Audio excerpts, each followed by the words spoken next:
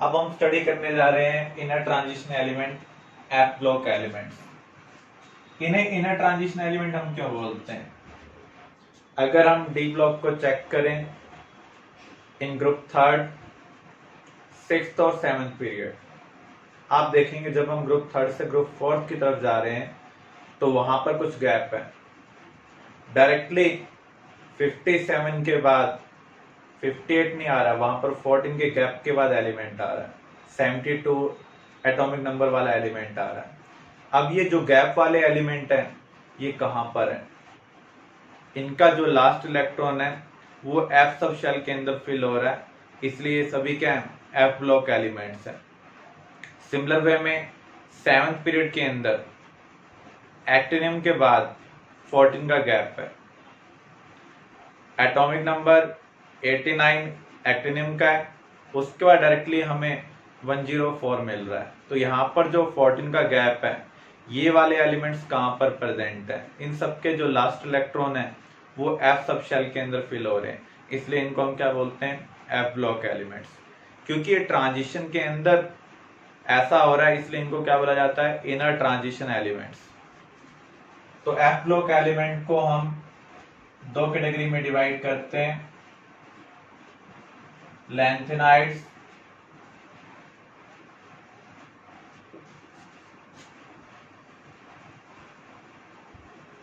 Four F series.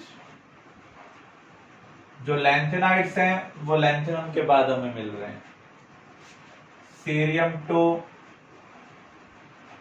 Lutetium, atomic number 58 to 71। ऐसे ही एक्टिनम के बाद जो एलिमेंट्स हैं उनके लास्ट इलेक्ट्रॉन कहां पर फिल किए जा रहे हैं? 5f में, इसलिए इनको हम 5f सीरीज भी बोलते हैं। तो यहां पर 89 से लेकर 103 एटॉमिक नंबर वाले जो एलिमेंट्स हैं उनके लास्ट इलेक्ट्रॉन 5f में फिल हो रहे हैं, इसलिए उनको हम 5f सीरीज एलिमेंट्स बोल रहे हैं। ये एक्टिनम के बाद गैप हमें मिल रहा है इसलिए हम इनको एक्टिनाइड्स भी बोल रहे हैं। लैंथेनाइड्स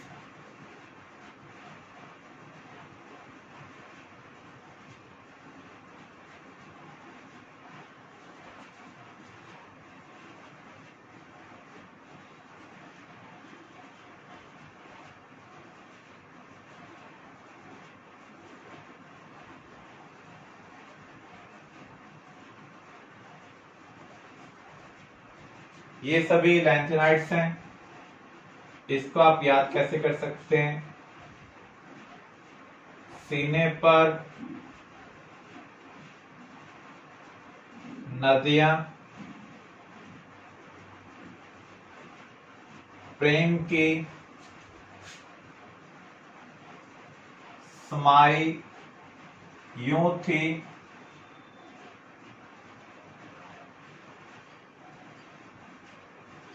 गदगद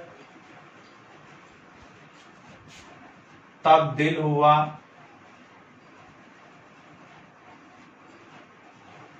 और तुम अब लौटे।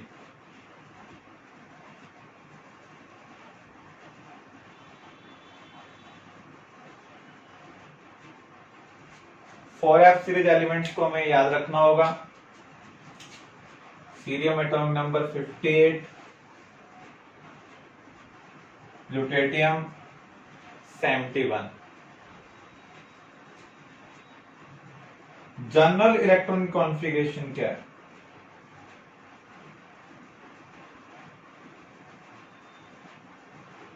एफ ब्लॉक के लिए जनरल इलेक्ट्रॉन कॉन्फ़िगरेशन है n-2 f12 14 n-1 d 0 और 1 ns2।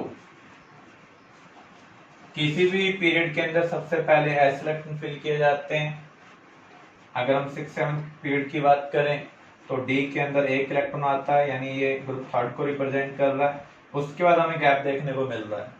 उसके बाद जितने भी इलेक्ट्रॉन्स हैं अप टू 14 तक वो किस में फिल किए जा रहे हैं? एफ के अंदर।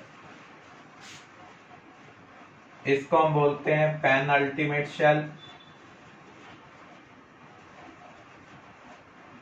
जो सेकंड लास्ट शेल है उसे हम क्या बोलते हैं, पेन अल्टीमेट शेल। जो सेकंड लास्ट होती है उसे हम बोलते हैं एंटी पेन अल्टीमेट शेल। तो यहां पर जो लास्ट इलेक्ट्रॉन है वो किस में फिल किया जा रहा है, एंटी पेन अल्टीमेट शेल के अंदर फिल किया जा रहा है। सीरियम, गैलोडीनियम, ल्यूटेटियम, जब आप इनका कॉन्फ़िगरेशन लिखेंगे तो उस केस में 5D1 आ रहा है। अगर आप अदर का कॉन्फ़िगरेशन लिखते हैं 5F सीरीज में तो वहां पर 5D0 आएगा। तो ये तीन कॉन्फ़िगरेशन है, सीरियम, गैलोडीनियम, ल्यूटेटियम, जहां पर आपको 5D1 लिखना है, बाकी सभी केस में 5D0। एग्जाम में कॉन्फ़िगरेशन लिखने के लिए आ सकता है, तो इस तरीके से आप कॉन्फ़िगरेशन ध्यान रख सकते हैं। ऑक्सीडेशन स्टेट ऑफ लैंथेनाइड्स, जो कॉमन ऑक्सीडेशन स्टेट है सभी एलिमेंट की +3 है, लेकिन कुछ एलिमेंट्स +2 या फिर +4 ऑक्सीडेशन स्टेट शो कर सकते हैं। ये ऑक्सीडेशन स्टेट तभी शो करेंगे जब कॉन्फ़िगरेशन स्टेबल हो, मीन्स 4F0 बन रहा हो, 4F7 बन रहा हो, 4F14। फॉर एग्जाम्पल अगर हम सीरियम को देखें, सीरियम का कॉन्फ़िगरेशन क्या है, जिनॉन। देखो सीरियम वाले केस में क्या आएगा, 5D1 आएगा। और बचे हुए इलेक्ट्रॉन, देखो जिनॉन क्या होता है 54, पहले हम 6s को फिल करेंगे, फिर 5D के अंदर 1, बचे हुए इलेक्ट्रॉन हम 4F में फिल करेंगे। सीरियम का एटॉमिक नंबर है 58, तो यहां पर क्या आना चाहिए, 1 आना चाहिए। तो cerium normally +3 oxidation state show करता है, क्योंकि हम S और D इलेक्ट्रॉन को इजिली रिमूव कर सकते हैं due to small energy difference, लेकिन F वाले इलेक्ट्रॉन का रिमूवल इजियर नहीं होता। अगर एक इलेक्ट्रॉन का रिमूवल कर कर कॉन्फ़िगरेशन स्टेबल हो रहा तो उस केस में F से एक इलेक्ट्रॉन रिमूव किया जा सकता है। तो सीरियम के लिए नॉर्मली जो ऑक्सीडेशन स्टेट होगी वो +3 होगी, 2 6s वाले इलेक्ट्रॉन, एक 5D वाले, तो यहाँ पर +3 ऑक्सीडेशन स्टेट मिल रही है। लेकिन अगर हम 4F वाले इलेक्ट्रॉन को रिमूव कर दें तो उस केस में ये 4F0 हो जाएगा, कॉन्फ़िगरेशन क्या हो जाएगा, स्टेबल हो जाएगा। तो सीरियम +4 में स्टेबल कॉन्फ़िगरेशन अचीव कर रहा है, 4F0, 5D0, 6S0। Cerium, terbium +4 oxidation state show कर सकते हैं। सीरियम के कोरस्पॉन्डिंग कॉन्फ़िगरेशन क्या बन रहा था, 4F0। अगर आप टर्बियम के कोरस्पॉन्डिंग कॉन्फ़िगरेशन राइट करेंगे तो 4F7 मिलेगा। ऐसे यूरोपियम, यट्रबियम, ये +2 ऑक्सीडेशन स्टेट शो करते हैं।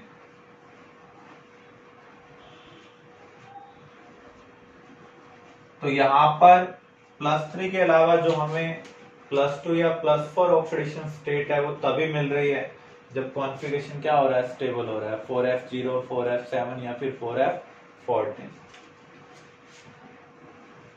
एग्जाम में हमारे पास क्वेश्चन आ सकता है, cerium +3 act as reducing agent while europium, ytterbium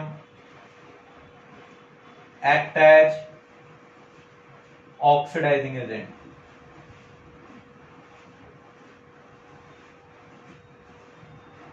इसका क्या reason? Cerium+3 by loss of an electron achieve stable configuration. So it act as reducing agent. Cerium+3 क्या था?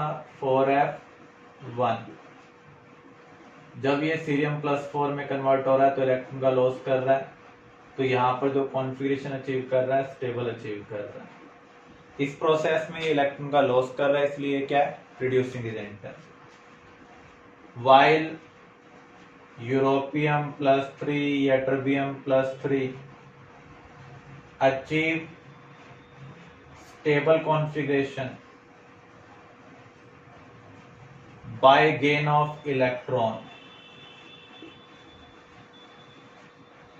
so act as oxidizing agent.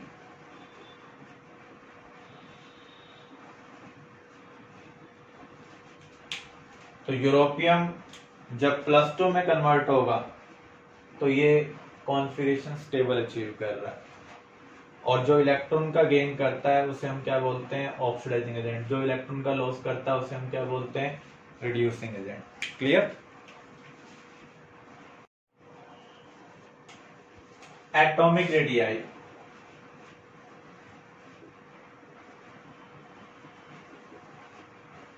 Four F series एक period है, तो जब हम left to right move करेंगे तो एटॉमिक रेडियाई क्या होगा?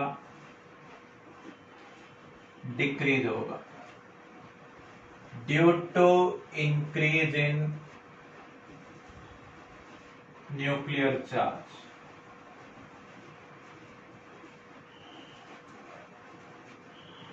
But decrease become very small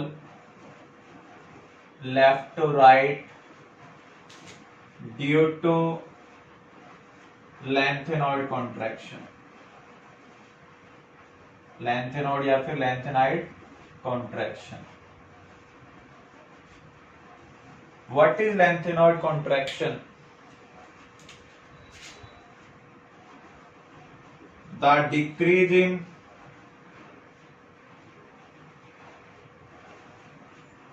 radii after lengthening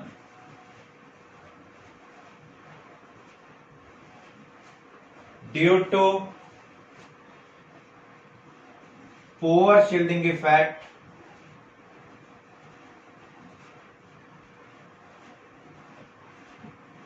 of 4f electron in inner shell.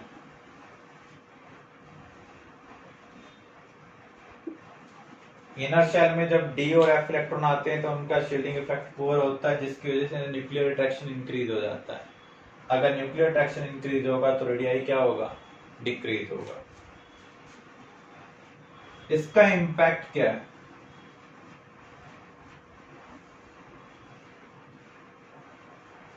Similar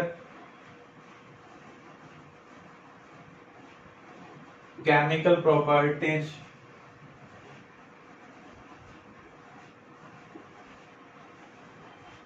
of lanthanides.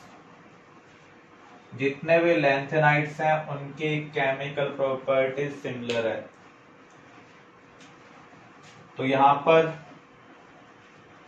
लैंथेनोड contraction की वजह से स्मॉल साइज डिफरेंस होगा। अगर साइज डिफरेंस स्मॉल है तो सिमिलर आयोनाइजेशन एनर्जी होगी। सिमिलर आयोनाइजेशन एनर्जी होने से क्या होगा? Similar chemical properties.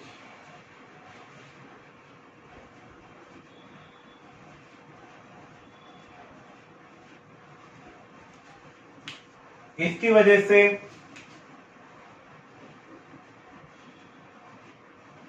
Lanthanides from mixture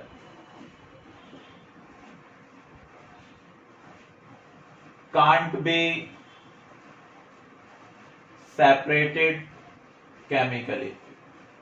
सभी लैंथेनॉइड की जो केमिकल प्रॉपर्टीज हैं वो सिमिलर है। एक केमिकल के साथ एक लैंथेनॉइड रिएक्ट कर रहा है तो दूसरा भी रिएक्ट करेगा, तो इनकी केमिकल प्रॉपर्टीज में डिफरेंस नहीं है, इसलिए हम इनको केमिकली सेपरेट नहीं कर सकते। लेकिन जब साइज में स्मॉल डिफरेंस होता है तो उस केस में हम फिजिकल मेथड का यूज कर कर सेपरेट कर सकते हैं, जैसे फ्रैक्शनल क्रिस्टलाइजेशन। सो लैंथेनाइड्स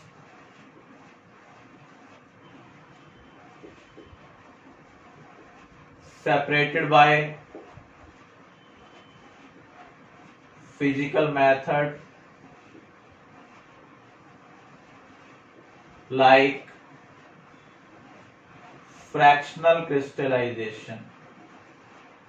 जब साइज में स्मॉल डिफरेंस होता है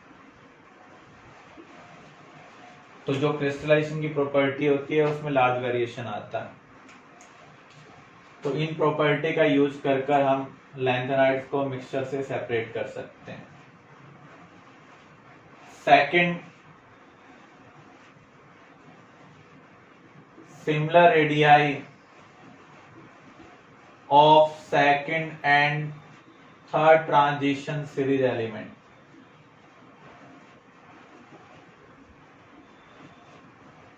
जो कोरस्पॉन्डिंग एलिमेंट्स हैं उनका रेडियाई सिमिलर है अगर वो सेकंड और थर्ड ट्रांजिशन सीरीज से बिलोंग कर रहे हैं। हमने पढ़ा हुआ है जिरकोनियम, ऑस्मियम, इनका सिमिलर रेडियाई है। इसका रीजन क्या था? Lanthanoid contraction. जब हम डाउन द ग्रुप मूव करते हैं तो शेल के एडिशन की वजह से रेडियाई क्या होता है? इंक्रीज होता है। लेकिन इनर शेल में 14 4f इलेक्ट्रॉन आने की वजह से न्यूक्लियर चार्ज एक्सपेक्टेशन से बहुत ज्यादा हो गया, तो शेल के एडिशन की वजह से जितना रेडियाई इंक्रीज हुआ था उतना ही रेडियाई लगभग डिक्रीज हो गया, तो नेट इंक्रीज नहीं होगा। इसलिए सेकंड और थर्ड ट्रांजिशन सीरीज के जो एलिमेंट्स है उनका रेडियाई क्या है? सिमिलर है। Left to right basic character decreases. जो सीरियम हाइड्रोक्साइड है वो मोस्ट बेसिक है। ल्यूटेटियम हाइड्रोक्साइड लिस्ट बेसिक है। इसका रीजन क्या है? जब आप लेफ्ट टू राइट मूव कर रहे हैं तो साइज क्या हो रहा है? डिक्रीज हो रहा है। साइज अगर आयन का डिक्रीज होता है तो उसकी चार्ज डेंसिटी इंक्रीज होती है। आपने फैजान रूल पढ़ा था, जितनी ज्यादा चार्ज डेंसिटी होगी केटाइन की उतना ज्यादा कोवलेंट करैक्टर होगा। तो सीरियम हाइड्रोक्साइड में जो सीरियम आयन है उसका साइज सबसे बड़ा है, जबकि ल्यूटेटियम आयन का साइज 4f सीरीज में क्या है? सबसे कम है। तो इसका कोवलेंट करैक्टर सबसे कम है, इसका कोवलेंट करैक्टर सबसे ज्यादा है। ये स्मॉलेस्ट आयन होगा 4f सीरीज में। तो जो बेसिक करैक्टर होता है वो किसके ऊपर डिपेंड करता है? Inversely proportional to covalent character. Lutetium hydroxide में सबसे ज्यादा कोवलेंट करैक्टर है, इसलिए लिस्ट बेसिक है। सीरियम हाइड्रोक्साइड के अंदर लिस्ट कोवलेंट करैक्टर है, इसलिए सबसे ज्यादा बेसिक है in 4f series. Next, ionization energy due to bigger size. जो लैंथेनाइड्स हैं वो 6th पीरियड से बिलोंग करते हैं, तो इनका साइज क्या है? बिगर है। So it has lower ionisation enthalpy. जिनकी आयोनाइजेशन एंथैल्पी लो होगी उनका हाई मेटालिक नेचर होगा।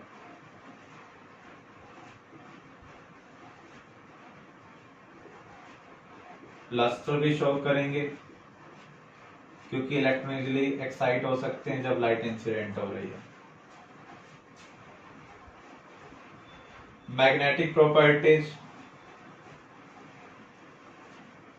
जिनके पास अनपेड इलेक्ट्रॉन होते हैं वो मैग्नेटिक प्रॉपर्टी शो करते हैं, पैरामैग्नेटिक कैरेक्टर शो करते हैं।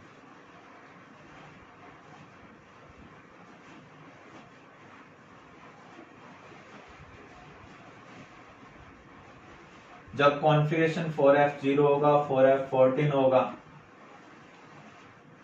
उसको छोड़ दें आप, बाकी सभी केस में अनपेड इलेक्ट्रॉन प्रेजेंट होंगे, तब ये कौन सा बिहेवियर शो करेंगे, पैरामैग्नेटिक। कलर, जब भी अनपेड एफ इलेक्ट्रॉन प्रेजेंट होंगे तो एफ एफ ट्रांजिशन की वजह से, जैसे डी में हमने पढ़ा था डी डी ट्रांजिशन, तो यहां पर एफ एफ ट्रांजिशन की वजह से ये क्या होंगे, कलर्ड होंगे। Accept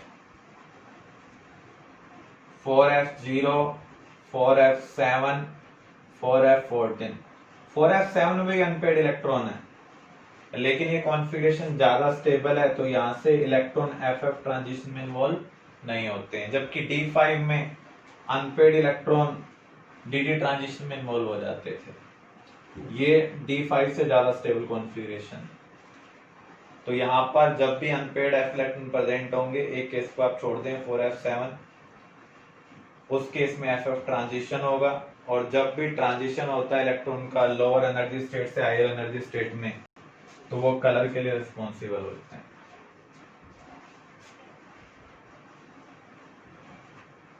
complex formation, due to bigger size and low charge density,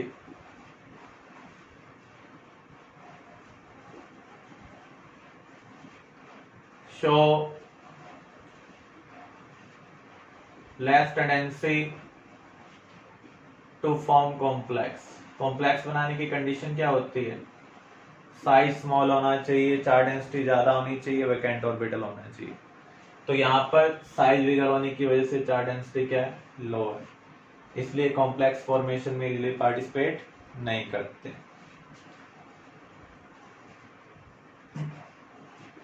usage of lanthanides,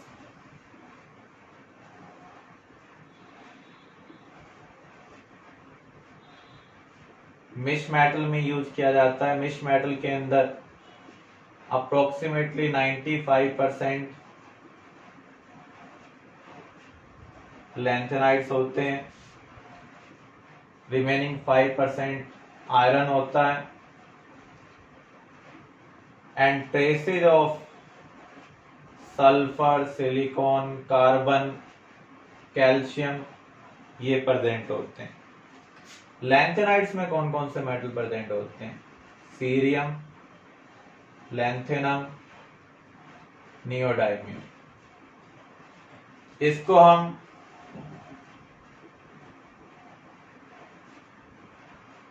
jet aeroplane engine parts में यूज करते हैं।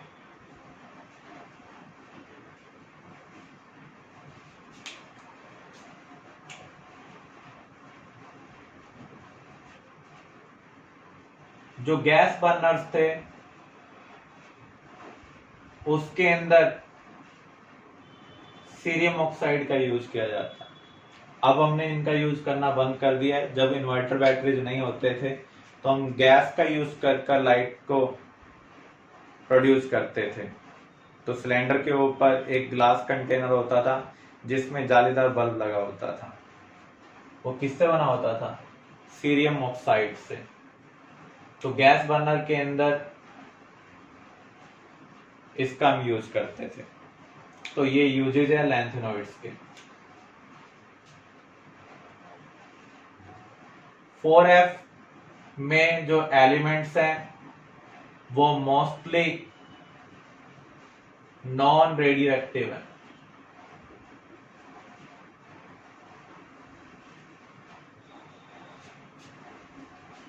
एक एलिमेंट को छोड़ दें, बाकी सभी एलिमेंट क्या है, नॉन रेडियो एक्टिव है, जबकि 5F में मोस्टली रेडियो एक्टिव है।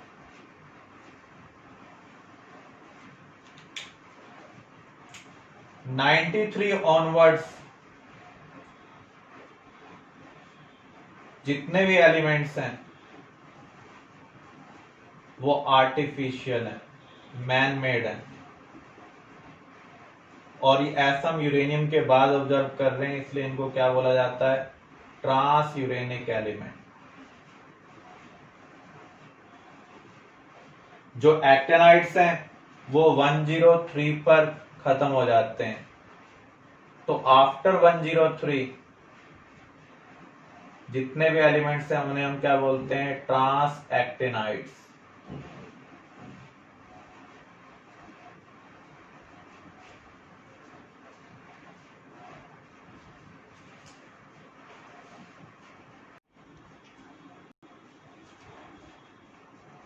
Lanthanides show limited number of oxidation state.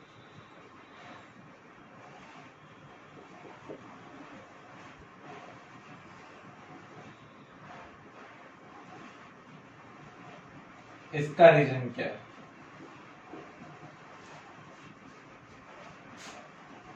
Due to high energy difference between 5D and 4F subshell.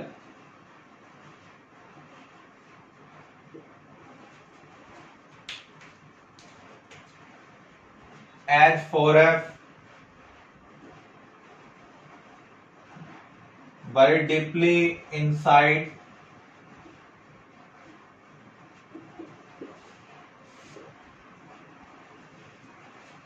देखो, सबसे बाहर है 6s, उसके बाद है 5D, उससे अंदर है 4f।